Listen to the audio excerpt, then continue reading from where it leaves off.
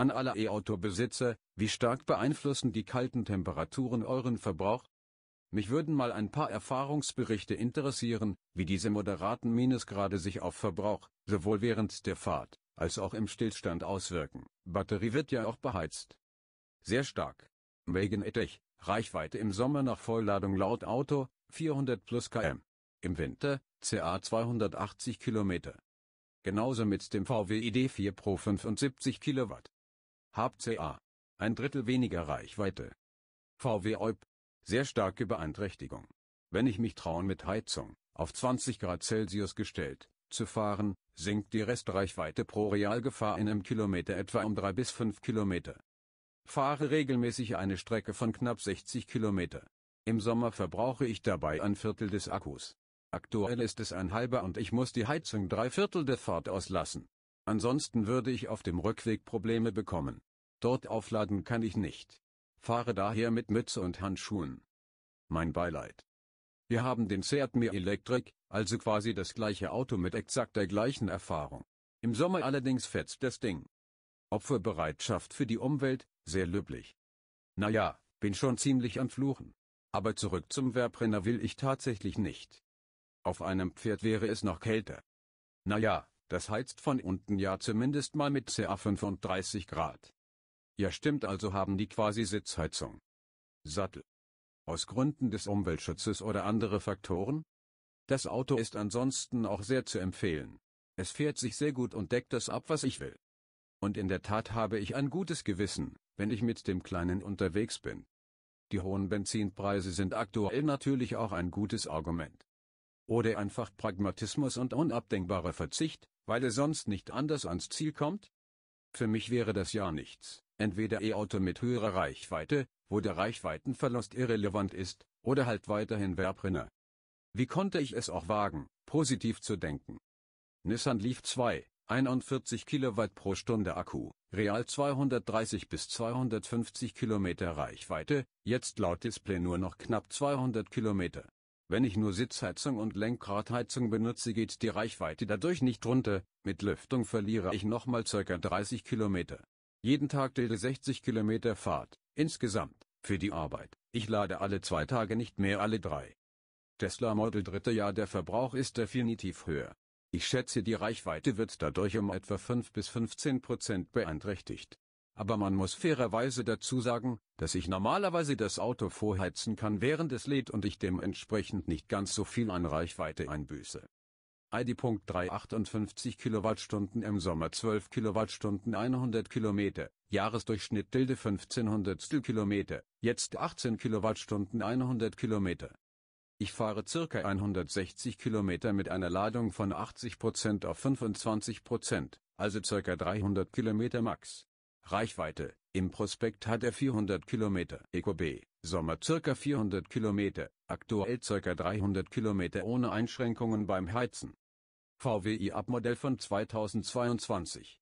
Diese Woche bei minus 10 Grad auf der Autobahn bei 110 Kilometern pro Stunde mit Heizung knapp unter 20 Kilowattstunden auf 100 Kilometer.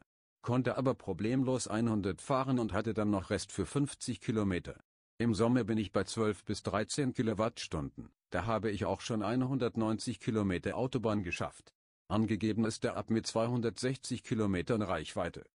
Peugeot E208. Letzten Winter hatte ich statt 340 Kilometern Reichweite etwa 270 bis 280 Kilometer Reichweite. Ich habe mich allerdings nicht, was Klima oder Sitzheizung angeht, nicht eingeschränkt. Rund 20%. 30%. E-Corsa hier. Bin heute Nacht unterwegs bei minus 10 Grad. Wenn ich im Auto nicht total erfrieren möchte, muss die Heizung etwas dagegenhalten. Bei den Temperaturen lade ich also alle 100 Kilometer. 80% sind's dann wieder 260 Kilometer, die mit Heizung nach 100 Kilometern auf 80 Kilometer runtergeschrumpft sind. Da muss man dann schon eine Ladesäule suchen. Renault Megane View Sommer 50 Kilometer Reichweite, aktuell 30 Kilometer, aber mit Heizung 24 Grad und Sitzheizung.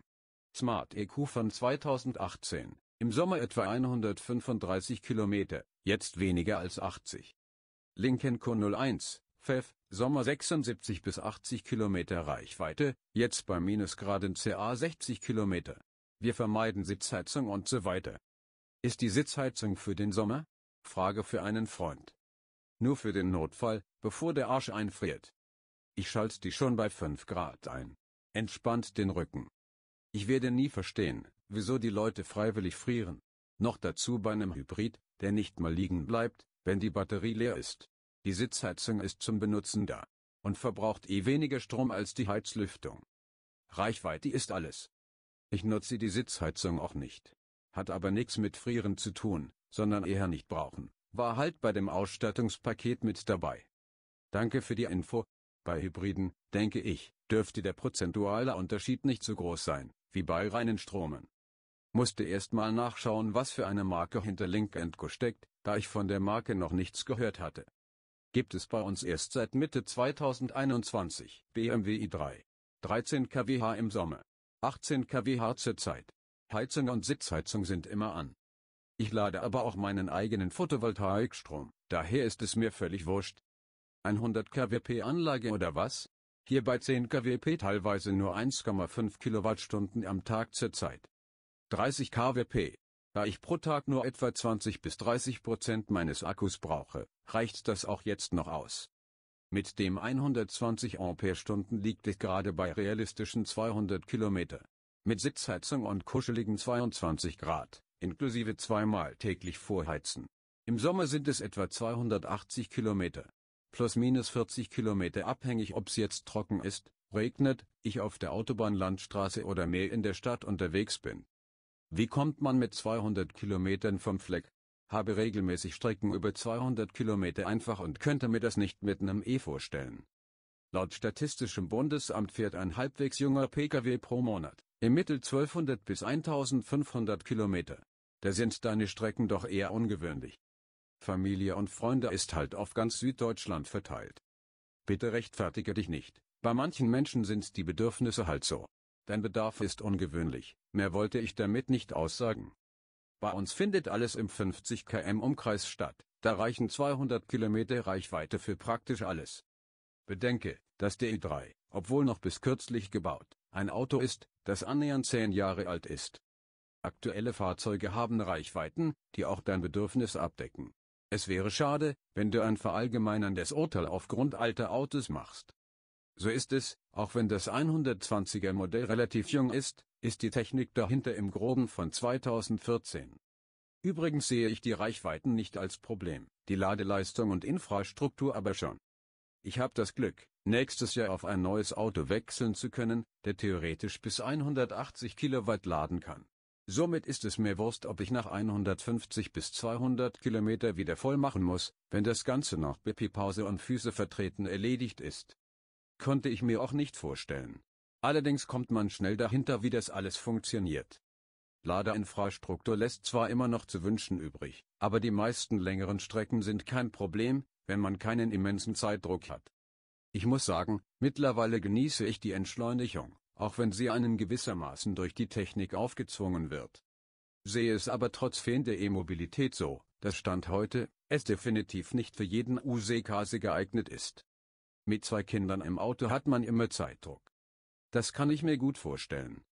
Ich will niemanden missionieren, aber sind mehrere kleine Pausen mit den Kids nicht an der Tagesordnung bei längeren Fahrten? Wie gesagt, die Dinger sind, zumindest aktuell, nicht für jeden geeignet. Ist nur so, dass ich mir am Anfang auf sehr viele Gedanken gemacht habe, die sich eigentlich alle erledigt haben. Ist halt kacke, dass man das nicht mal für 1 bis 3 Monate ausprobieren kann. Beziehungsweise schon, aber diese Abo-Modelle kosten ein Heidengeld. So bis zu 16% mehr. Tesla M3 SA Plus 2021. Strecke 120 Kilometer, alles kommt vor, Landstraße, Dorf, Stadt und ab, manchmal vorheizen.